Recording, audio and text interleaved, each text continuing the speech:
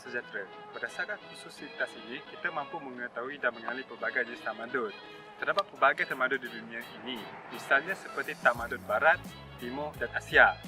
Tamadun Barat lebih dikenali dengan bersifat mendominasikan, manakala tamadun Timur dan Asia lebih bersifat harmoni dan bertunjukkan nilai toleransi dan persefahaman.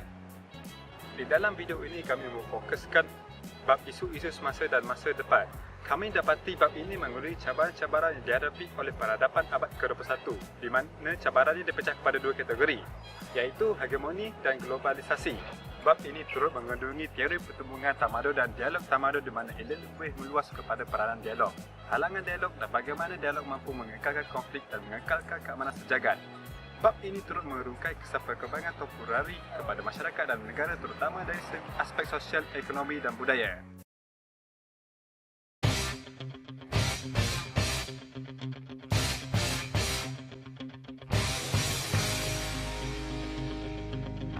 Apa itu hegemoni dan globalisasi? Hegemoni berasal daripada perkataan hegemoni, Inggeris, dan hegemonia dalam bahasa Latin. Menurut Kamus Dewan, ia bermaksud pengaruh atau dominasi sesebuah negara atas negara-negara lain. Globalisasi pula merupakan penguasaan, penyebaran, penerapan nilai-nilai budaya, ekonomi dan sistem politik dalam masyarakat dunia oleh negara maju.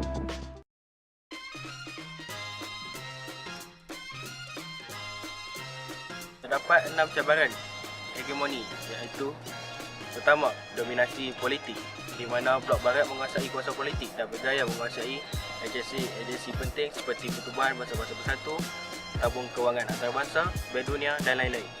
Dalam banyak keadaan, negara yang merdeka masih lagi terikat dengan telunjuk barat dalam membuat keputusan politik, terutama sekali di peringkat antarabangsa. Kedua, dominasi ekonomi. Penjajah barat mendominasikan sumber-sumber semula jadi wilayah yang dijajah semasa zaman penjajahan. Hal ini hampir sama berlaku pada hari ini, di mana syarikat-syarikat multinasional dari barat seperti Amerika Syarikat, United Kingdom, Jepun dan negara-negara Eropah yang lain telah menguasai perdagangan antarabangsa. Ketiga, ekonomi sosial. Barat mengeksport cara hidup sosial yang bebas lepas daripada pegangan agama seperti hedonistik, pornografi dan kebebasan tanpa batas.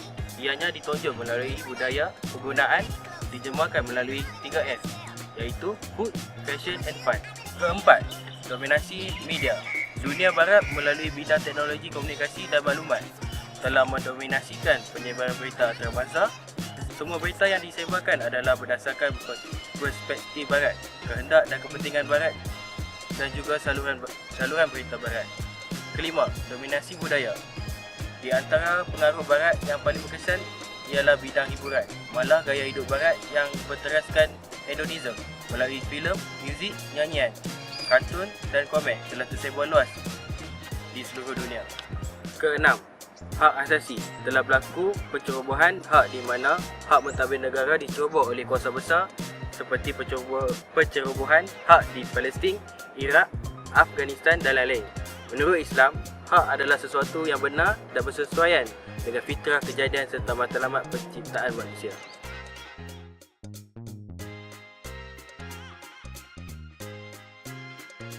Apakah cabaran globalisasi? Terdapat 3 cabaran globalisasi, iaitu pertama, Trans-Pacific Partnership Agreement (TPPA), iaitu perjanjian perdagangan bebas yang dirunding oleh 12 negara di rantau Asia Pasifik. Tujuan perjanjian adalah untuk meningkatkan perdagangan dan pelaburan dalam kalangan negara anggota, menggalakkan inovasi, membantu pertumbuhan dan pembangunan ekonomi serta menyokong penjanaan dan pengekalan pekerjaan. Kedua, lesbian, gay, bisexual dan transgender, iaitu LGBT. Ia merupakan sebuah kumpulan yang membentuk satu badan bebas NGO untuk membantu dan memperjuangkan kumpulan yang mengalami masalah kecenderungan jantina. Lesbian ialah individu yang cenderung kepada pasangan sejenis, iaitu perempuan dengan perempuan. Gay pula adalah lelaki dengan lelaki. Bisexual pula merujuk kepada individu yang cenderung untuk melakukan hubungan bebas dengan kedua-dua jantina, iaitu lelaki dan perempuan. Manakala transgender merupakan individu yang melakukan kelakuan yang bersifat bertentangan dengan jantina seperti lelaki bersifat perempuan dan perempuan yang bersifat lelaki. Ketiga, Islamic State IS. Ia merupakan kumpulan militan radikal yang menggunakan nama Islam untuk berjihad dan kini telah menguasai sebahagian besar Syria di utara dan barat Iran. Matlamat IS adalah untuk mewujudkan sistem sistem khalifah, iaitu sebuah negara yang dipimpin oleh pemimpin politik dan agama.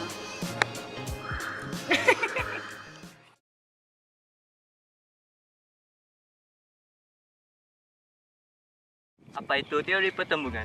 Menurut Samuel P. Huntington, seorang profesor sains politik di University Harvard, telah mengemukakan teori The Clash of Civilization. Beliau telah meramalkan akan berlaku pertembungan antara tamadun barat dengan tamadun-tamadun yang akan mencorakkan politik sejagat. Teori ini didasarkan kepada 3 andaian utama, iaitu yang pertama, selepas era Perang Dingin, perbezaan paling ketara antara masyarakat sejagat bukan lagi ideologi, politik dan ekonomi, tetapi budaya. Yang kedua, tamadun merupakan entiti budaya yang terbesar. Justru itu, konflik yang bakal timbul adalah disebabkan perbezaan antara tamadun yang membawa kepada pertembungan antara tamadun. Yang ketiga, terasa tamak kepada isu-isu yang berkaitan dengan agenda antarabangsa sebenarnya bukan berkaitan dengan perbezaan yang wujud antara berbagai tamadun. Sekian, terima kasih. Wassalamualaikum warahmatullahi wabarakatuh.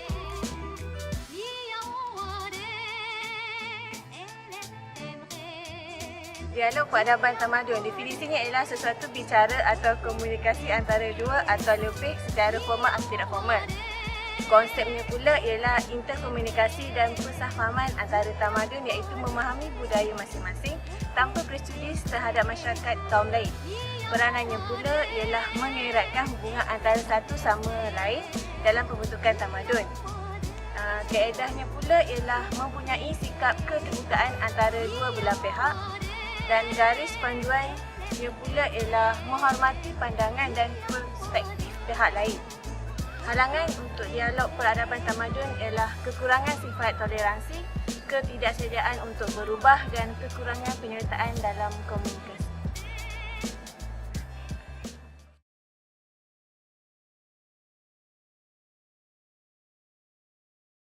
Cara-cara dialog tamadun dapat mengekalkan konflik dan mengekalkan keamanan sejagat. Terdapat 3 cara, iaitu pertama, menghormati perbezaan fikiran dan keyakinan orang lain, terutama dalam aspek agama, sangat penting diamalkan kerana dapat mengekalkan konflik besar daripada terjadi dan memberi keamanan dalam jangka masa panjang. Kedua, mementingkan pemeliharaan adab dan sopan santun bagi mengelakkan perselisihan faham yang boleh menyebabkan kepada pertelingkahan. Ketiga, harus dilakukan atas dasar kejujuran, kerana apabila hubungan yang besar dibina sudah ditabur dengan kebohongan, ini akan menimbulkan konflik yang besar dan memberi impak yang sangat negatif.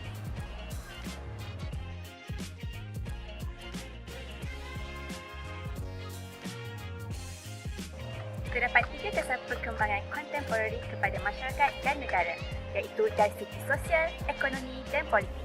Dari segi sosial, golongan muda-mudi terpengaruh dengan budaya hidup barat, misalnya budaya skinhead, punk dan lain-lain telah meresap dalam kalangan belia. Hal ini telah menyebabkan masalah sosial sukar dibendung dan melemahkan jati diri bangsa.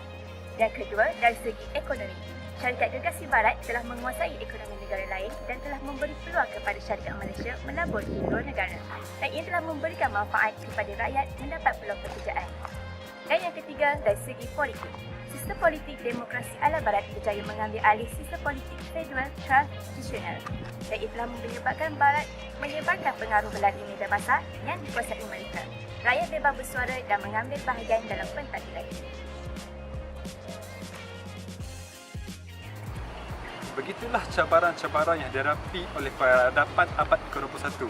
Sekian sahaja daripada kami daripada kumpulan 39. Terima kasih kerana menonton. Assalamualaikum warahmatullahi wabarakatuh.